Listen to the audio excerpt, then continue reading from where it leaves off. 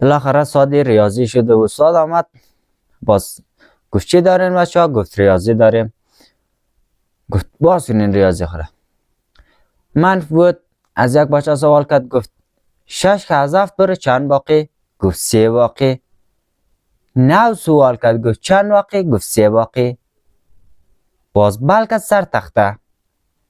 سر تخته بال کرد، نوشته کرد 6 منفی 7. گفت که 7 است، 6 از شبوره چند باقی؟ این بچه باز گفت 3 باقی. بالاخره گفت تو 7 تنه نان داری، 6 تنش خودتون مخوری، چند باقی؟ باز گفت که 3 باقی. سهمیت انگشتاش بال کرد، گفت که حساب کو تا 7 را. 1 2 3 4 5 6 7.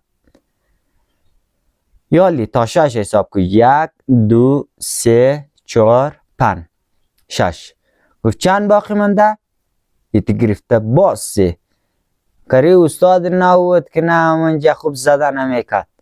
اگر دوست دارین شما هم دیگر از این ویدیوهای ببینید، حتما لایک و سابسکرایب یادتون چور برای ما یوتیوبر فقط همین لایک و سابسکرایب شما مهم است که برای ما انگیزه میده که تا یک ویدیو جدید جور کنیم.